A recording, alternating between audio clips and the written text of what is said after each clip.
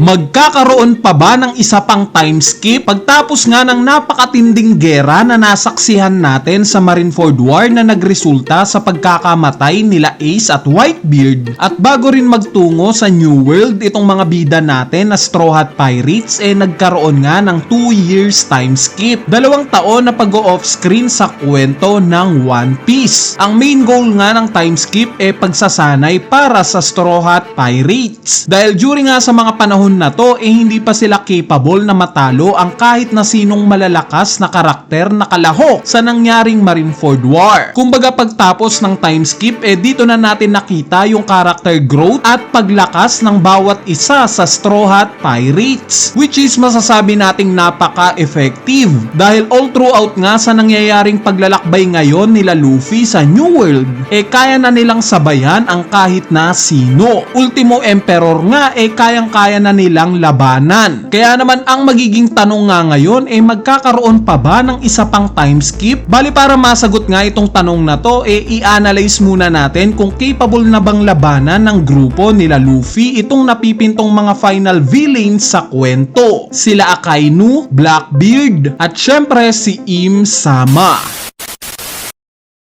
Umpisahan nga natin kay Akainu na na-promote bilang Fleet Admiral ng Marines pagtapos ng time skip. Ang latest information nga natin sa kanya o yung recently na nakita natin yung lakas niya itong ginawa niyang pag-atake kay Kuma. Although saglit nga lang itong moment na to we assume na similar lang rin yung lakas niya ngayon sa ipinakita niya sa Marineford War. At kung ako nga ang tatanungin yes, capable na si Luffy na talunin itong si Akainu. Dahil alam naman natin na na-unlock na ni Luffy ang Gear 5. Sa part naman ni Blackbeard 50-50 pa nga tayo dito. Pwede ngang tabla kung tutuusin yung lakas nila Luffy at Blackbeard. Alam ko na medyo nag-underperform itong si Blackbeard sa naging laban niya kay Trafalgar Law. Kumbaga ang inaasahan kasi natin sa moment na to ma-overpower niya itong si Law at matatalo ng mabilis. Kumbaga similar sa ginawa ni Shanks kay Eustace Kid na ilang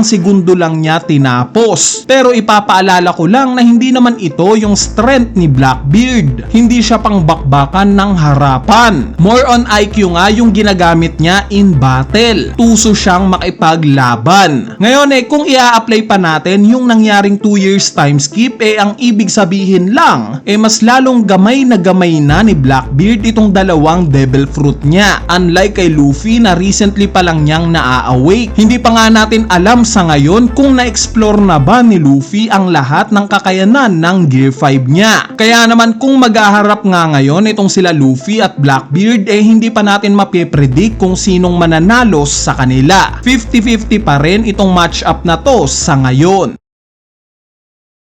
Sa part naman ni Im Sama during chapter 1150 nga pati na sa nangyaring God Valley incident pinakitaan niya tayo ng glimpse ng kakayanan niya. At sa tingin nyo ba kaya nang talunin ni Luffy itong si Imu? Para sa akin nga hindi pa. Dahil nasaksihan naman natin yung ginawa nitong 6 na karakter na kilala nating pinakamalalakas. Yung mga atake nga nila binrush off lang ni Imu o simply wala itong talab sa kanya.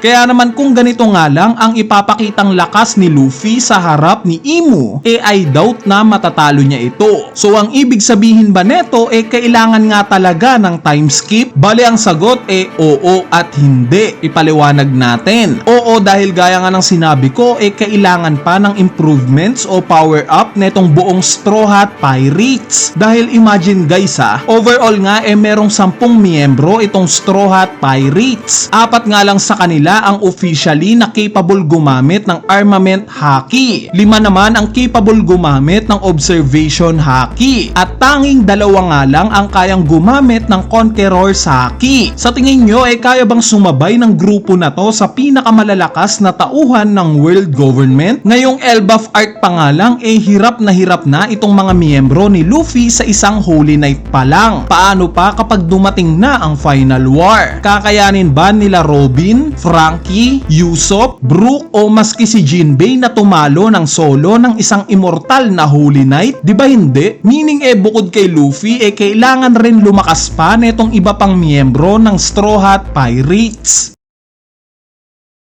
Sa part naman ng explanation natin sa hindi na kailangan ng time skip, more on story-wise narrative nga ito. Yes, kailangan ng power up ng buong Straw Hat Pirates kung gusto nilang seryosong labanan ang world government. Pero hindi naman exactly na time skip agad ang kasagutan dito. Nasaksihan naman natin during Wano Arc kung gaano kalaki yung naging improvements ni Luffy sa span lang na 2 linggong training. Na-master nga niya kaagad yung advanced armament haki na later on naging koneksyon para ma-unlock naman niya yung Advanced Conqueror Haki o yung pagko-quote ng King Saki. So possible na sa nangyayaring Elbaf arc kung sakali man at mapauwi ni Luffy itong mga Holy Knights including si Im-sama, maaari ngang makatanggap ng training itong buong Straw Hat Pirates sa pangangalaga ni Scupper Gaban. Dahil nga sa ni-reveal na bihasa pala itong si Gaban sa 3 types ng haki. In fact, pati nga yung mga advanced versions ng 3 haki na to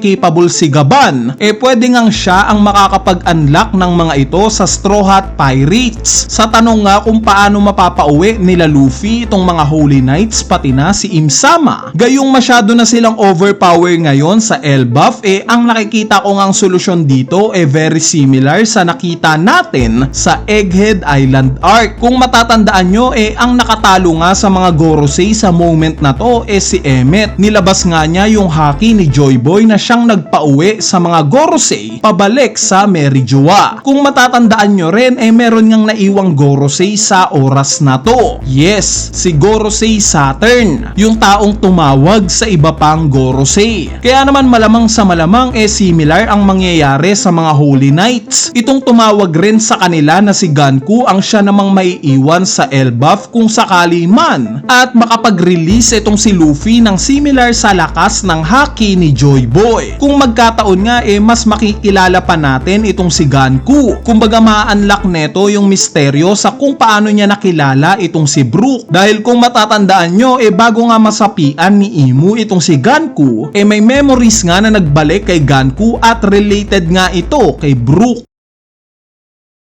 So in summary nga sa topic natin, yes, kailangan ng Straw Hat Pirates ng isa pang time skip. Time skip para mag-improve at mas lumakas pa para matalo ang world government. Pero on the other side, pwede rin namang hindi time skip ang sagot para lumakas pa itong Straw Hat Pirates. Pwede nga silang i-training ni Scupper Gaban ng ilang linggo o ilang buwan para matutunan ang haki. Besides, yung pagkakaroon nga ng time skip sa isang kwento parang monumental moment para sa isang karakter ng isang anime. At sobrang swak nga ng ending ng Marineford War para mangyari ito. Kung sakali man at mauulit ito ngayong Elbaf arc o sa susunod pang arcs, parang magiging less effective na nga ito story-wise. Ang ine-expect ko nga lang na susunod na time skip sa mga latter part na ng kwento. Yung tipong naabot na ng buong Straw Hat Pirates yung mga pangarap nila at palilipasin ang 10 o 20 taon para lang i-check kung ano ng status o ginagawa nila. Pero sa ngayon nga I doubt na magkakaroon pa ng isa pang time skip. Anyway, ayan na nga yung maikling topic natin patungkol sa pagkakaroon ng isa pang time skip. Bali, para sa inyo ba? Agree ba kayo na gagawa pa ng isa pang time skip si Oda? O para sa inyo hindi na ito appropriate base sa sitwasyon ngayon ng Straw Hat Pirates? Kung may thoughts o idea nga kayo,